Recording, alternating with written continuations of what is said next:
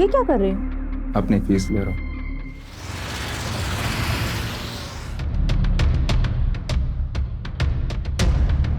ये देखिए सर, इसे एक नहीं, दो नहीं, बल्कि कम से कम 10 से 12 गोलियां मारी गई हैं सर, और वो भी देसी कट्टे से। 12 गोलियां? देसी कट्टे से इतनी गोलियों को चलाना, कातिल के पास जरूर 2 से 3 कट्टे होंगे। आसपास कोई सीसीटीवी, कोई आई विटनेस? नहीं सर, हमने सब जगह चेक किया सर, आसपास कोई भी सीसीटीवी कैमरा नहीं है सर। एक्चुअली सर, गोलियों की आवाज सुनकर इन लोगों ने मुझे कॉल किया, तब हमें इन्फॉर्मेशन मिली। कोई आईडी मिली? हाँ सर, इसका नाम चिंतन धवन है सर, और आईडी पे जो रेजिडेंशियल एड्रेस है सर, वो होशंगाबाद रोड का है सर। होशंगाबाद रोड? वहां पर तो ज्यादातर स्टूडेंट रहते हैं। हाँ सर। फिर तो इसके इंस्टीट्यूट में जहां ये रहता है वहां से हमें पूरी इंफॉर्मेशन मिल सकती है। सर आपको क्या लगता है, ये कोई हेट क्राइम है या फिर किसी नौसिखी का काम है? देखो, किसी नौसिखे के पास एक कट्टे का होना तो समझ में आता है, लेकिन 2 से 3 कट्टों का होना ये कोई आसान काम नहीं है। मतलब सर? सीधी सी बात है, किसी को भी मारने के लिए 1 या 2 गोली बस होती, लेकिन इस केस में कातिल ने एक के बाद एक लगभग 10 से 12 गोलियां इसको दागी। मतलब वो कुछ मैसेज देना चाहता है, कुछ प्रूफ करना चाहता है, बट किसे और क्यों पता नहीं। बॉडी का पंचनामा करके पोस्टमार्टम लेके भेज दो, और पूरी इंफॉर्मेशन लेके मुझे सुबह रिपोर्ट करो। ओके।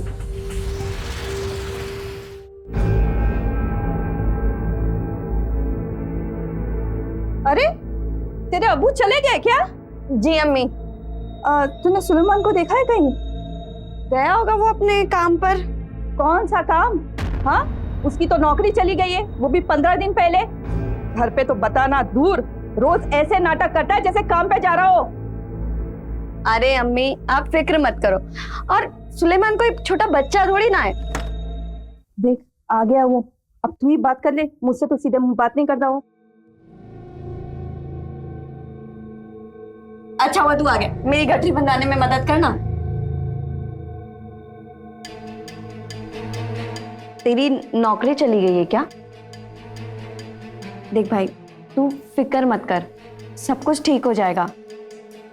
लेकिन तू जल्दबाजी में ना कोई उल्टा सीधा काम बाजी, तू लेक्चर मत जा, मैं कोई बच्चा नहीं, जा मेरे लिए पानी ले आ।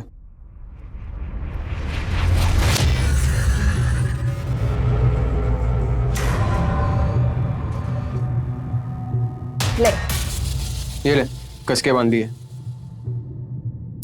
भाई सुन ना, ये गठरी कनाड़िया तक छोड़ देना। हाँ, यही काम रह गया था बस, मैं नहीं जा रहा, तू निकल। बढ़िया, ये कन्या तक पहुंचा दे।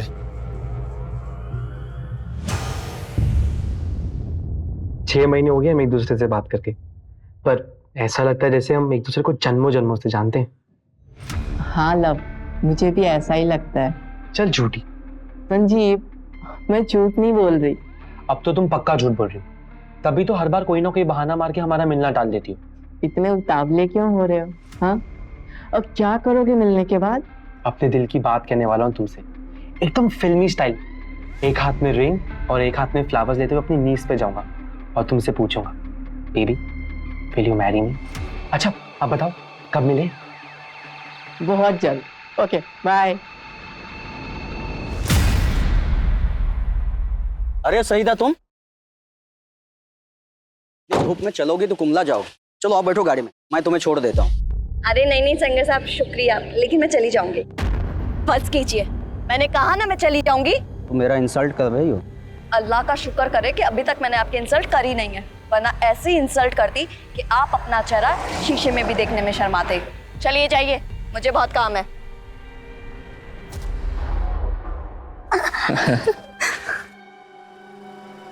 तेरी सर की कसम होगी, तेरे बिना है ना एक एक पल काटना भी मुश्किल हो जाएगा, पता है तेरे को? तो गाँव क्यों जा रहा है? यहीं रुक जाना। अरे तो खाऊंगा क्या, वैसे भी यहाँ पे सब काम धंधा बंद पड़ गया है। गाँव जाऊंगा, खेती करूंगा। अरे अपन राजा है वहाँ के, पता है तुझे? और मस्त वहां से आते टाइम ना एक तेरे लिए मस्त मोबाइल लेके आऊंगा, और वापस तेरे पास। तो तुम मुझसे क्या चाहिए तुझे? ज्यादा कुछ नहीं, बस तेरे से दूर रहने का जो दर्द होगा ना, उसकी दवा। मतलब एक छोटा सा वीडियो बनाना है रे, जब भी तेरी याद आएगी ना वीडियो देख लूंगा। वीडियो मतलब चंदू, हाँ भाई, अपन रेडी है भाई।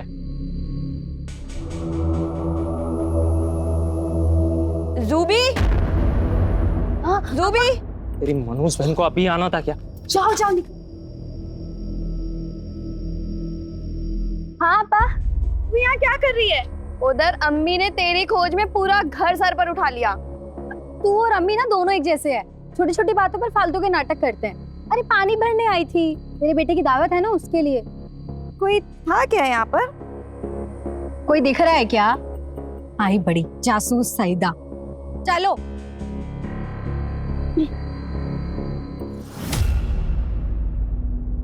वाह, क्या खुशबू आ रही है। सईदा बेटा, बहुत ही उम्दा इंतजाम किया बेटा तूने। हैं? खुश रहो। शुक्रिया। सलाम वालेकुम चाची। अस्सलाम वालेकुम मोहम्मद भाई। ओ वालेकुम सलाम मियां। भाभी जान, अरे शकील भाई आइए, आप ही का इंतजार था। आते कैसे नहीं भाभी जान, हमारे छोटे नवाब का जो जन्मदिन है।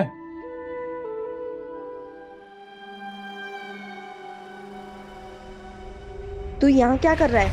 चल बाहर आ। बाजी मैं जा रहा हूँ, और मुझे ढूंढते हुए कोई भी है तो कहना कि मैं यहाँ नहीं था। तू मेरे सर पे हाथ रख के कसम खा कि तूने कोई भी गलत काम नहीं किया है। बाजी ये सब नाटक बंद कर, और प्लीज अपना मुंह बंद रखना। तुझे कसम है मेरे भांजे की। कहाँ है मेरा शहजाद, मेरा बेटा? तुम यहाँ क्या कर रहे हो? किसे बुलाया तुम्हें यहाँ? मैं अपने बेटे का जन्मदिन मनाने आया हूँ। आखिर बाप हूं मैं उसका, मेरा हक है। तू होता कौन है मेरे और मेरे बेटे के बीच बोलने वाला? चल हट। चल। सईदा, समझाना अपने बाप को, तेरा शौहर है। अब चले जाइए यहाँ से। आपका मुझसे और मेरे बच्चे से कोई वास्ता नहीं है। पर कम से कम मेहमानों के सामने तो तमाशा ना करें। मेहमान, मैं चला जाऊं? और जो तेरे बाप ने मेहमान के नाम पे ये लौंडे इकट्ठा करके रखे हैं, तू उनके साथ अय्याशी करेगी? चुप है? बड़ी मिर्ची लग गई तुझे? अपनी बहन की दलाली करते वक्त शर्म नहीं आई तुझे? है? ये सारे नए नए ग्राहक तूने इकट्ठा किया ना?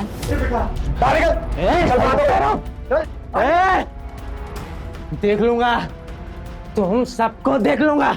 ऐसी मौत मारूंगा कि देखने वालों की रूह कांप उठेगी। हमें मारेगा तू? चल मारेगा।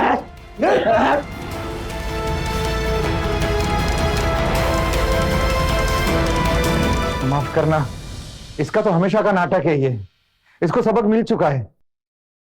आइए, हम अपना जश्न क्यों खराब करें।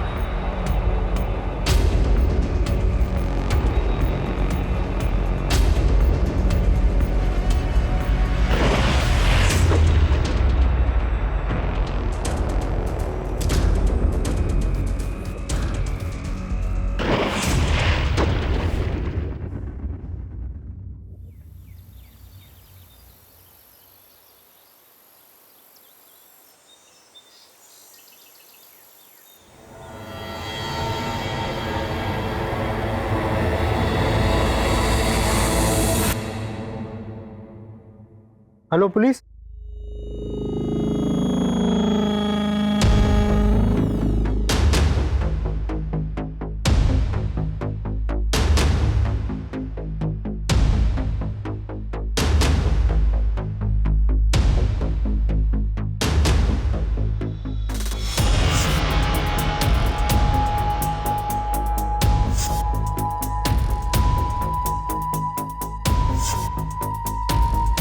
इन लोगों को पहचानते हो?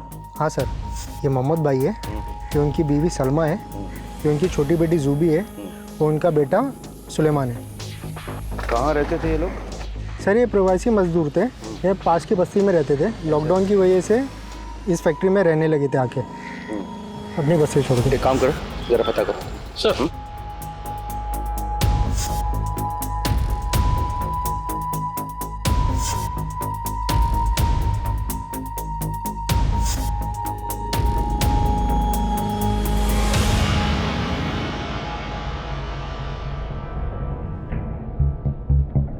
मारपीट की कोई निशानी नहीं कहीं है। सर गार्ड ने बताया कि ये प्रवासी मजदूर की फैमिली है, तो ऐसा भी तो हो सकता है कि लॉकडाउन की वजह से सब डिप्रेशन में आ गए होंगे, पूरी की पूरी फैमिली सुसाइड कर ली।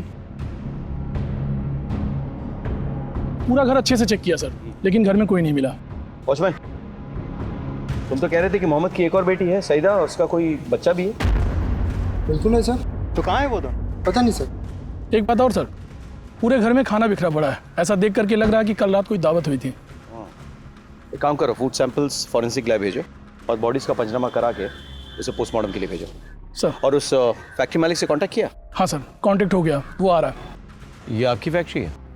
जी, वरदान गोनियों का काम है मेरा। मोहम्मद और उसके परिवार को कैसे जानते हैं? सर बहुत अच्छे लोग थे। मोहम्मद तो पिछले 20 सालों से मेरे पास काम कर रहा था, मेरे पिताजी के ज़माने से। ये बेचारे तो प्रवासी मजदूर थे, वहाँ बस्ती में मकान मालिक किराया माफ़ नहीं कर रहा था, ऊपर से फैक्ट्री भी बंद पड़ गया। बहुत तकलीफ़ में थे बेचारे।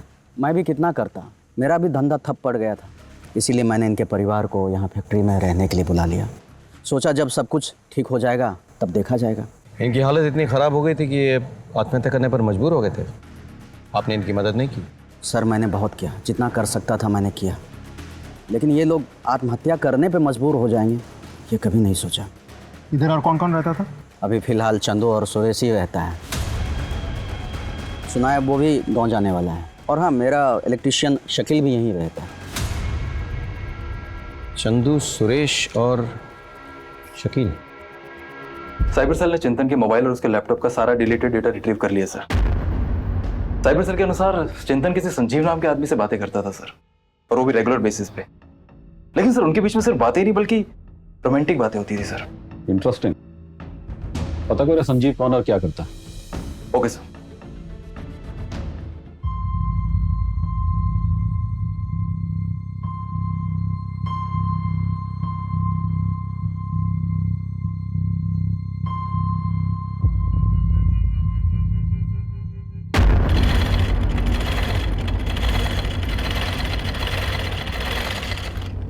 अब्बू,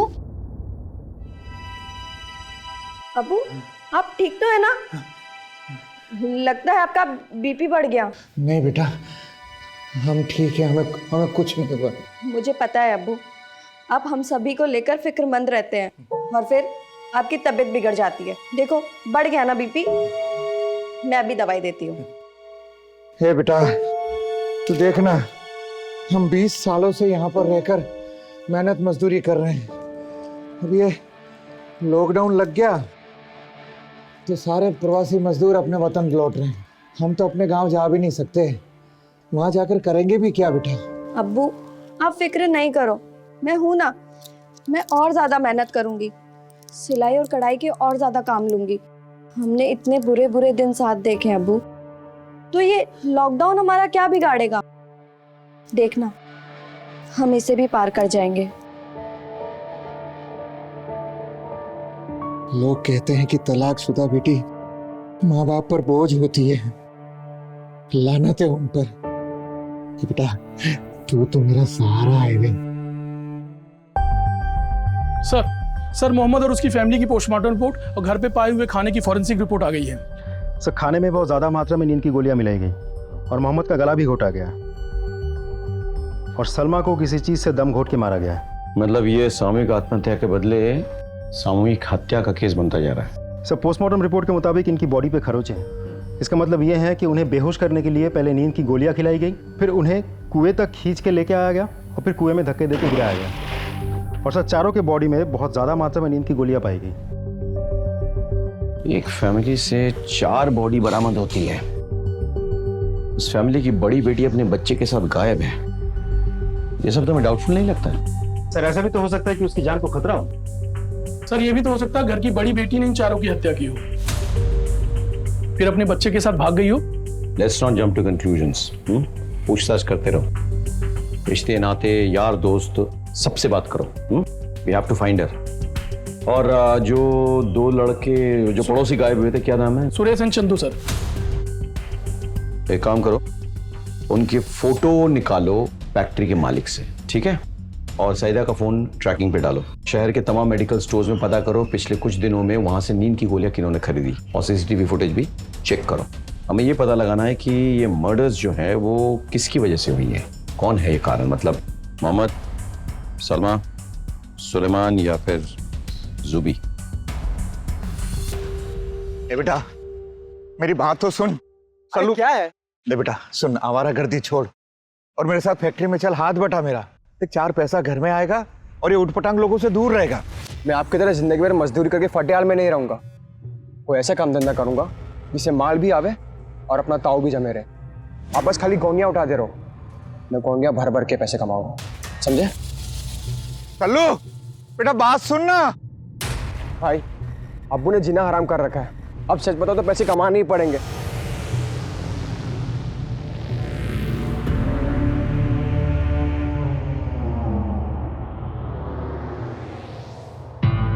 सर क्राइम सीन के पास हमें ये मोबाइल मिला था, इसे साइबर सेल से अनलॉक करवाया तो इसमें ये वीडियो मिला सर।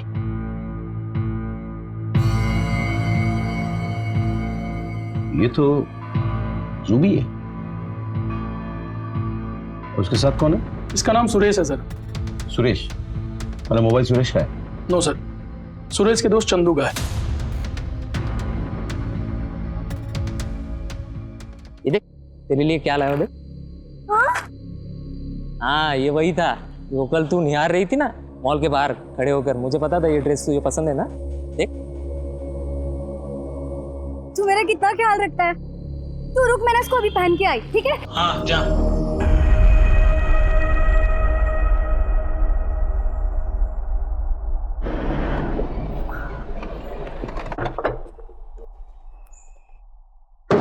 सर हाँ जुबी के मोहल्ले में जाके पूछताछ की, पता चला जुबी एक एडवेंचर सीकर थी। अच्छा। मोहल्ले में सभी के साथ कम ज्यादा फ्लर्ट करती थी वो। रियली? ये सर, जब कोई उसके साथ फ्लर्ट करता था, उसे छेड़ता था, उसके साथ बातचीत करता था, ये सब वो बहुत एंजॉय करती थी, उसको अच्छा लगता था सर। यहाँ तक कि आसपास के जवान लड़की भी सिर्फ रूबी के लिए उसके गली के चक्कर लगाया करते थे। पूछताछ करो, पता करो कि जुबी आखिरी बार किसके साथ थी, और ये भी पता करो कि मोहम्मद का कोई अपना कोई रिश्तेदार इस शहर में है या नहीं। अगर है तो हम उनसे मिलना चाहेंगे, क्योंकि इस केस की परतें जितनी खुलती जा रही है केस उतना ही उलझता जा रहा है। सो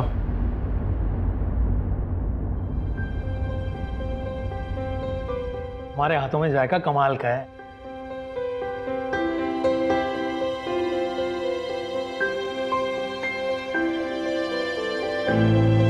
अब हर बार मुझे मना लेते हैं ना जी, पर इस बार मैं बिल्कुल नहीं मानूंगी। अरे भाई हमसे क्या गलती हो गई?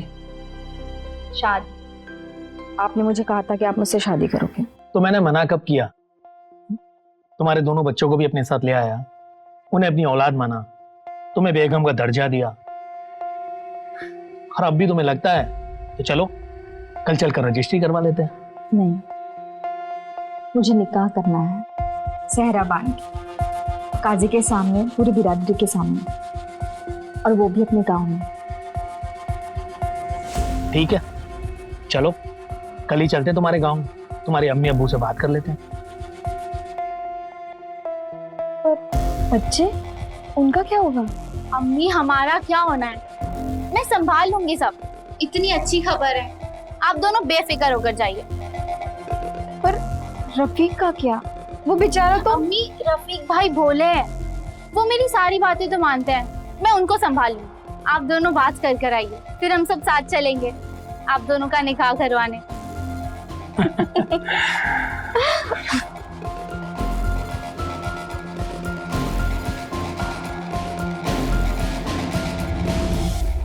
हमने तुम्हारे चिंतन के बीच में हो रही इंटरनेट में पूरी चैट हिस्ट्री रिट्रीव कर ली है।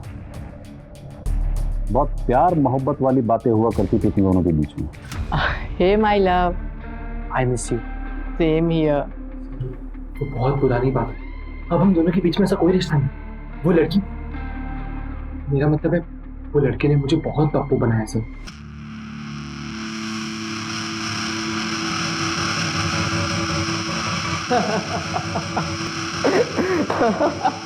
तो बदला लेने के लिए तूने उसका मर्डर करवा दिया? अरे नहीं सर, ये आप क्या बात करें? मैंने उसे नहीं मारा, बल्कि मारा तो उसने मेरे जज्बातों और भावनाओं को। अच्छा, जब चिंतन का मर्डर हुआ उस वक्त तुम कहाँ थे? सर मैं तो फरीदाबाद में था, मेरे चचेरे भाई की शादी थी। मेरे पास फोटोज भी हैं, मैं आपको दिखाता हूँ।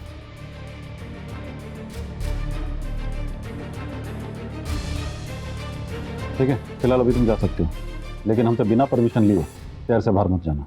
जी सर, थैंक यू। इस पर नजर रखो। हाँ सर, मैं और मोहम्मद साडू भाई मतलब थे, मेरी बीवी रूबिया, मोहम्मद भाईजान की बेगम सलमा आपा की चचेरी बहन। और सर लॉकडाउन के चलते हम उनकी मिट्टी में भी नहीं जा पाए। रूबिया कहाँ है? सर वो अपने अम्मी अबू से मिलने गांव गई थी, और लॉकडाउन के चक्कर में वहीं फंस गई। मोहम्मद के परिवार के 4 सदस्यों की हत्या हो गई और उधर सईदा अपने बच्चे के साथ गायब है। कुछ पता है सईदा कहाँ है? पता नहीं सर। मोहम्मद के परिवार का किसी के साथ कोई दुश्मनी, कोई लड़ाई झगड़ा? हाँ सर, खुर्शीद सैयदा का शौहर, उसने सबकी नाक में दम कर रखा है। आए दिन उसके उनके साथ झगड़े होते रहते हैं। खुर्शीद का पता है?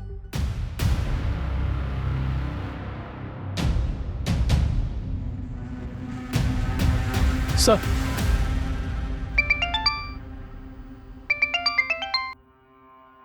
हेलो, क्या?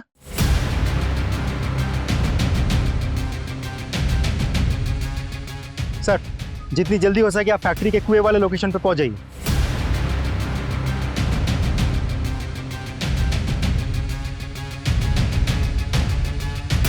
सर, 2 और लाशें मिली है, आइए।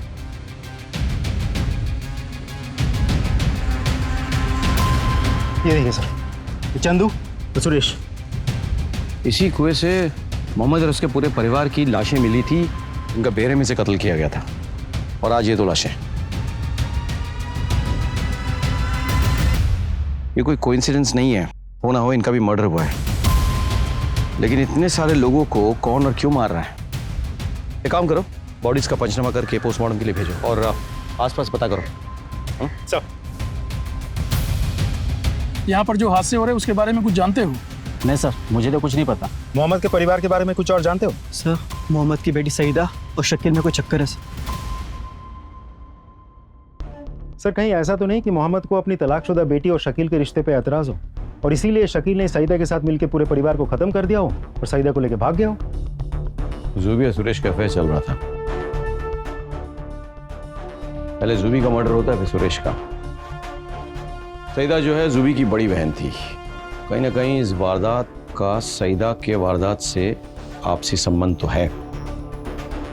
इन मसलों का तार जो है ना, वो कहीं सईदा और शकील से जाके जोड़ रहे हैं। सईदा के फोन को ट्रैकिंग पे डाला था। क्या रिपोर्ट है? सर, उसने अभी तक अपना फोन ऑन ही नहीं किया। तो शकील का फोन ट्रैक करो, हो सकता है दोनों एक साथ छुपे हुए। हाँ, और साथ ही साथ मुझे मोहम्मद, सलमा, सुलेमान और जूबी के कॉल रिकॉर्ड्स भी चाहिए। हाँ, इनका डेटा मिलना बहुत जरूरी है। फॉलो सर, संजीव का बैंक अकाउंट और उसकी कॉल डिटेल चेक कर ली गई है सर। सब क्लियर है सर। मतलब हमारे पास कोई डिटेल नहीं है? No sir. ठीक है, तो एक काम करते हैं, इन देसी कट्टों के जरिए कातिलों तक पहुंचने की कोशिश करते हैं। पता करो पिछले दिनों 1, 2 नहीं बल्कि 3 कट्टे किसने और कहां से खरीदे। अपने खबरियों को काम पे लगा दो। मुझे नहीं लगता हमारे भोपाल में कट्टे बेचने वाले ज्यादा हैं। अगर सईदा और शकील को भागना होता तो क्या घर के जरूरी सामान छोड़ के जाते वो लोग? ये देखो, बच्चों के कपड़े, दूध का डिब्बा, दूध का बोतल, कुछ भी तो लेके नहीं गए। लॉकडाउन चरम सीमा पर थी, ऐसे में ये जरूरी सामान कोई छोड़ के नहीं जाता है। सर, कहीं ऐसा तो नहीं कि कोई पूरे परिवार को मार के उन्हें उठा ले गया हो? सईदा का पति, ऐसा मुमकिन है। वो सईदा को वापस चाहता था और शकील से बदला लेना चाहता था, तो हो सकता है कि कहीं बंद करके उसे टॉर्चर कर रहा। सर, ये ट्रंक है जो हमें मोहम्मद के घर से बरामद हुआ था सर। इसकी जब तलाशी ली गई सर, तो इसमें से ये 2 लाख रुपए मिले। 2 लाख रुपए? Yes sir. कहीं ये तो वजह नहीं है मर्डर्स की। पता करो कि ये सुलेमान करता क्या था, उसके पास ये 2 लाख रुपए आए कैसे? अवैध चरस और गांजे की स्मगलिंग करता है। लॉकडाउन के चलते अच्छा भाव भी मिल रहा था, काफी पैसे भी उसने कमा लिए। किसके लिए काम करता था? साहब वो जोसेफ का पंटर बन चुका था। जोसेफ का बंटर? जोसेफ को लिया।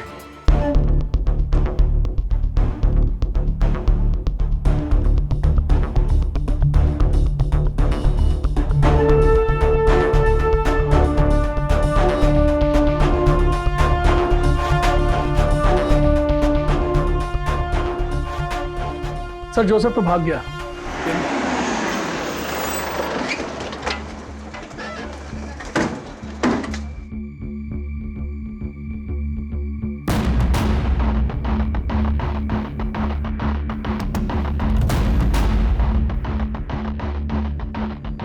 ये तो सईदा, उसका बच्चा और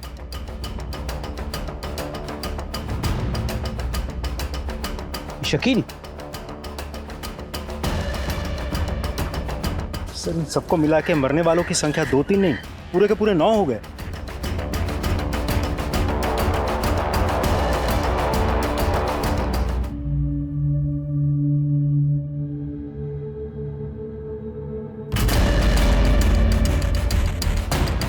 तेरी लाश तो बहुत सड़ चुकी है। काफी पुरानी लाश है। चेहरे को जानबूझकर कुचल दिया गया ताकि इसकी शिनाख्त न हो सके। बॉडी का पंचनामा करके पोस्टमार्टम के लिए भिजवा दो। Okay sir.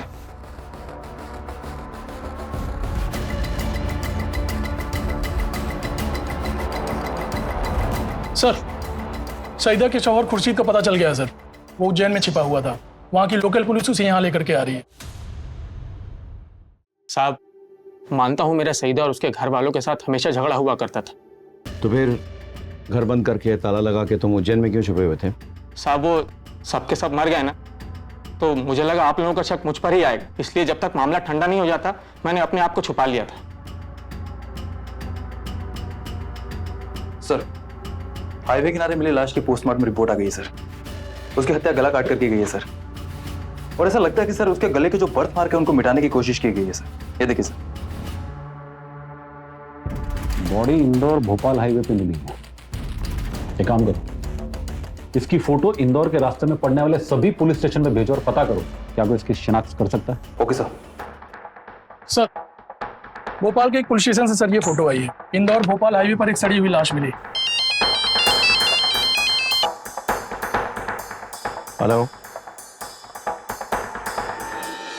गुड, आखिरकार जोसेफ मिल ही गया। ले आओ उसे। बताता हूँ साहब, बताता हूँ साहब, बताता हूँ साहब। सुलेमान अपने फंडर था। शुरू में उसने अपन का भरोसा जीता, अच्छा काम कर रहा था साहब। बाद में उसने बड़ा हाथ मारा, बड़ा माल उठाया और उसको बेच के सारा माल लेके फरार हो गया साहब। अपन उसको ढूंढते हुए उसके फैक्ट्री वाले घर में पहुंचा, वहां भी कोई नहीं मिला साहब। बाद में पता चला कि वहां के कुएं में सबकी लाशें मिली साहब। अपन घबरा गया और अपन भाग गया साहब वहां से।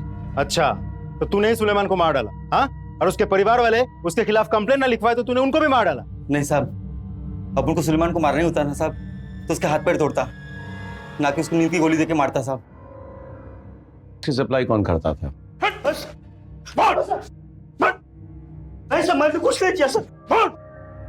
बताता हूँ सर, मत मारो सर प्लीज सर, बताता हूँ सर। पहले मैं अपना माल फार्म हाउस में छुपाता था, फिर लॉकडाउन में फैक्ट्री बंद हो गया तो मैं वहाँ छुपाने लगा सर। मोहम्मद और उसका परिवार जब तेरे फैक्ट्री के कंपाउंड में रहने आया तो उन्हें तेरे धंधे के बारे में पता चल गया, इसलिए तूने उनको मार डाला? नहीं सर, सच बोल। नहीं सर, मैंने नहीं मारा सर, बल्कि मैं तो अपने चरस गांजे के धंधे में खुश था सर। मैंने किसी की हत्या नहीं की। महेंद्र।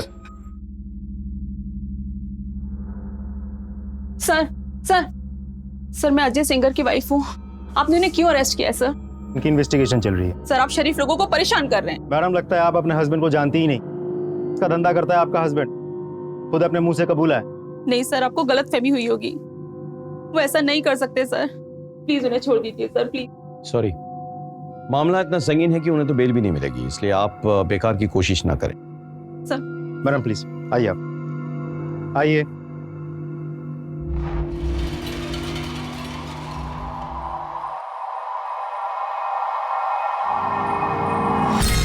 ये सईदा के गहने इसके पास? सुनो, ये जो मैडम गई ना, फटाफट लेके आओ उनको, फटाफट बुलाओ। अच्छा, ये जो गहने आपने पहन रखे हैं इस पिक्चर में, ये गहने कहाँ पे हैं?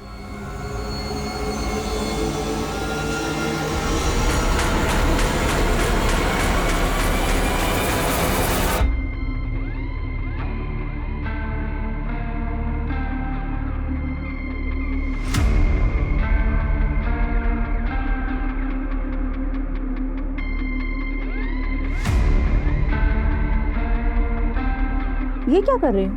अपनी फीस ले रहा हूँ। मेरे मना करने के बाद भी शकील जबरदस्ती लेके चला गया था। ये किस्सा किस दिन हुआ? 3 दिन पहले। 3 दिन पहले। उसके ऐन एक दिन बाद हत्याकांड होता है।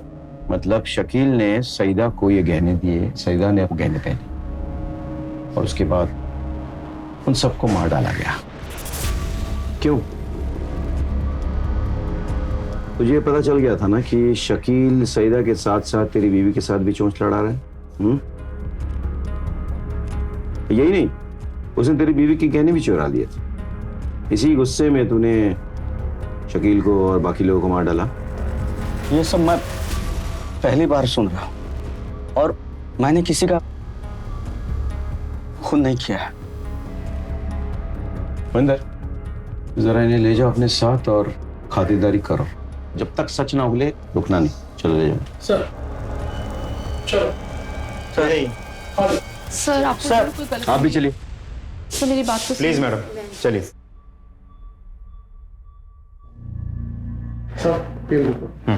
जाओ। सर, सईदा, शकील और उसके बच्चे का भी पोस्टमार्टम रिपोर्ट आ गई है। सईदा और शकील दोनों को बहुत ज्यादा मात्रा में नींद की गोलियां दी गई थी। देखो, सईदा और शकील की बॉडी जहां मिली है वो फैक्ट्री से ज्यादा दूर नहीं थी। जी सर, और सिर्फ बच्चे की बॉडी में नींद की गोली का कोई ट्रेस नहीं मिला। बच्चे को गला घोट के मारा गया और उसके हाथ में शर्ट का एक बटन फंसा हुआ था। बच्चा नींद में नहीं था। गला दबाते वक्त बच्चे ने अपने हाथ में जो भी आया उसे पकड़ लिया, उसके हाथ में एक बटन आ गया। अब हमें पता यह लगाना है कि यह बटन किस शर्ट का है। समझ रहे हो? पिछले 6 महीने में इस तरह का शर्ट किसने खरीदा है? हो सकता है सस्पेक्ट ने यह शर्ट फेंक दिया हो। हमें छानबीन करनी होगी, पूछना होगा बार बार ऑफिस, आस पड़ोस कि किसने इस तरह के बटन पहने शर्ट में सस्पेक्ट को देखा है। सब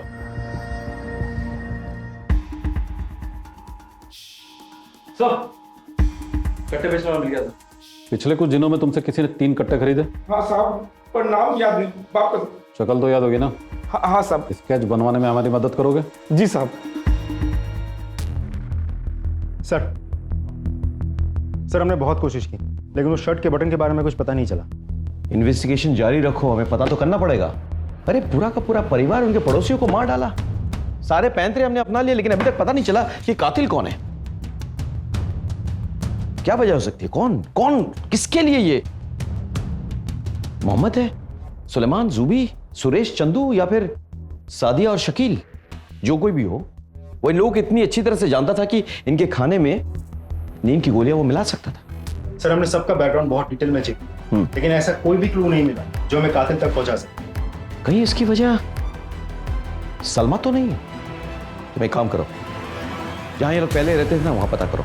कोई ना कोई तो वहां पे होगा जो सलमा के बारे में जानता होगा। हाँ, कम ऑन, लेट्स गो।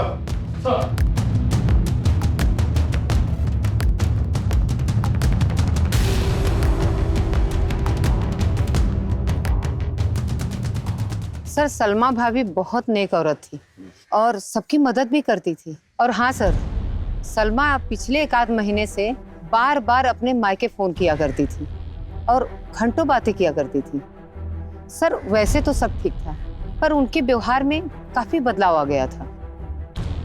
ठीक है, थैंक यू सो मच। अब आप जा सकती हैं। कुलदीप, सलमा अपने मायके बार बार फोन कर रही थी और चिड़चिड़ी भी हो गई थी। कुछ नॉर्मल नहीं लग रहा है मुझे। चलो अर्शद और गजल से जाके बात करते हैं। सर, शायद उन्हें कुछ पता हो। नहीं सर, हमें इस बारे में कुछ नहीं पता। शायद रूबिया को पता हो। क्या मैं रूबिया से बात कर सकता हूँ? जी सर। अरे गजल, हाँ अबू। जरा मेरा फोन लाना तो, तुम्हारी मम्मी से बात करनी। हेलो, हाँ रूबिया, हाँ ये इंस्पेक्टर राकेश श्रीवास्तव तुमसे बात करना चाहते हैं। रुबिया जी शुक्रिया मुझसे बात करने के लिए। अच्छा मेरा एक सीधा सा सवाल था, वो ये कि सुनने में आया कि सलमा आपा जो है वो आखिर के दिनों में थोड़ी चिड़चिड़ी हो गई थी, अपने मायके अक्सर फोन किया करती थी, परेशान रहती थी मतलब। तो आपको कुछ खबर है इसके बारे में, मतलब क्या हुआ था उनके साथ? जी इंस्पेक्टर साहब, सलमा आपा को लोगों से मिलने जुलने का बहुत शौक था, पर लॉकडाउन की वजह से घर छोड़ के फैक्ट्री कंपाउंड में जाकर रहना पड़ा। ना ज्यादा किसी से मिलना जुलना, ना बातचीत, तो उनका दम घुटने लगा था। सारे मजदूर अपने अपने मुल्क जा रहे थे।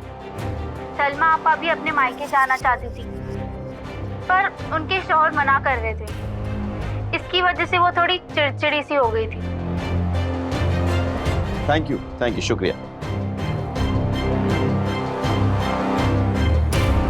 ये रुबिया जी की तस्वीर है क्या? जी। अच्छा, ये लीजिए, शुक्रिया, बहुत बहुत शुक्रिया। सर उस तरह के बटन वाले शर्ट्स जितने लोगों ने खरीदी थी उनकी लिस्ट आ गई है। ये रही सर लिस्ट। अच्छा, भोपाल पुलिस की तरफ से एक फोटो भेजी गई थी हाईवे पे मिली लाश की। हाँ, वो फोटो ले आओ सर। और रुबिया के फोन का लोकेशन ट्रेस करो। Right sir. सर 3 कट्टे खरीदने वाले का स्केच बन गया सर। ये स्केच प्रदेश के सभी पुलिस स्टेशन हेडक्वार्टर में भेजो और साथ ही साथ राज्यों के हेडक्वार्टर में भी भेजना। Okay sir. रुबिया की फोन की लोकेशन आ गई, फिलहाल वो घर पे ही है। अच्छा, लेकिन 23 तारीख को उसका फोन इंदौर से भोपाल की तरफ गया, फिर घर वापस आ गया।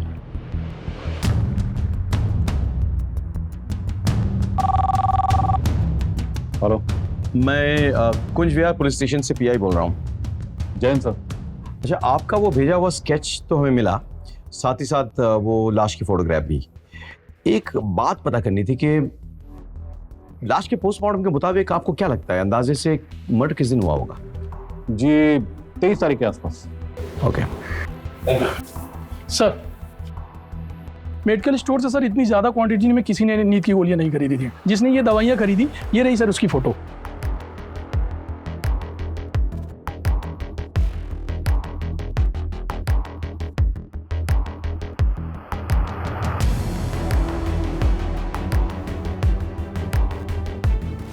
बिना टाइम वेस्ट किए, बिना मार खाए सच बता दे, रुबिया को कैसे और क्यों मारा? रूबिया और मैं निकाह करने ही वाले थे और हम सब साथ रहने लगे, उसके दोनों बच्चों के साथ। लेकिन जब भी मैं रूबिया को प्यार करने लगता, गजल चुपके से देखा करती थी। पहले तो मैं बहुत हैरान था, गुस्सा भी आया, लेकिन फिर मैं समझ गया। रूबिया को मैंने इस बारे में कुछ नहीं बताया और फिर मैंने गजल को उकसाना शुरू किया और वो मेरी तरफ खींची चली आई। रूबिया वैसे भी बुढ़ाने लगी थी और गजल जवान है। फिर हमने सोचा कि अगर हमें एक दूसरे के साथ जिंदगी भर खुश रहना है तो रूबिया का कांटा जिंदगी से निकालना पड़ेगा। और फिर मैं रूबिया को उसके घर वालों से मिलवाने के बहाने अपने साथ ले गया और रास्ते में ही मार दिया। और मैं लौट आया और आकर सबको यही कहा कि वो वहीं रुक गई है। और फिर किस्मत से लॉकडाउन भी हो गया। लेकिन मेरी बदकिस्मती है कि रूबिया को मारते हुए मुझे संजीव ने देख लिया।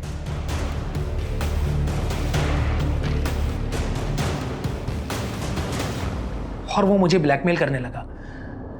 फिर उससे पीछे छुड़वाने के लिए उसके कहने पर मुझे चिंतन को मारना पड़ा। उसे कैसे मारा? उसके लिए मैंने 3 देसी कट्टे खरीदे कि जिससे कोई प्रॉब्लम ना हो। फिर मैंने सारी गोलियां चिंतन के सीने में उतार दी। और बाकियों को कैसे मारा? सर उन सबको मैंने नहीं मारा सच सर। बताओ कैसे मारा? सर सच बोल रहा हूँ। गजल मैडम, आप बताने का कष्ट करेंगी कि आपने 4-5 मेडिकल स्टोर से भाई का प्रिस्क्रिप्शन दिखाकर नींद की गोलियां क्यों ली? वो सलमा खाला और मोहम्मद खालू बार बार अम्मी के बारे में पूछ रहे थे। वो लोग पीछे ही पड़ गए रूबिया कहाँ है? रूबिया कहाँ है? नहीं तो हम पुलिस के पास चले जाएंगे। उनसे पीछा छुड़ाने के लिए उन दोनों को मारना पड़ा। और फिर सईदा के बच्चे के बर्थडे के बहाने मैं उसके घर गया और मैंने सभी के खाने में नींद की गोलियां मिला दी। मारना तो मैं मोहम्मद और सलमा को चाहता था, लेकिन सब लोग वहीं पे थे तो उनको पता चल ही जाता, इसलिए मुझे सबको मारना पड़ा। मैं पूरी कोशिश करूंगा तुम दोनों को सख्त से सख्त सजा मिले।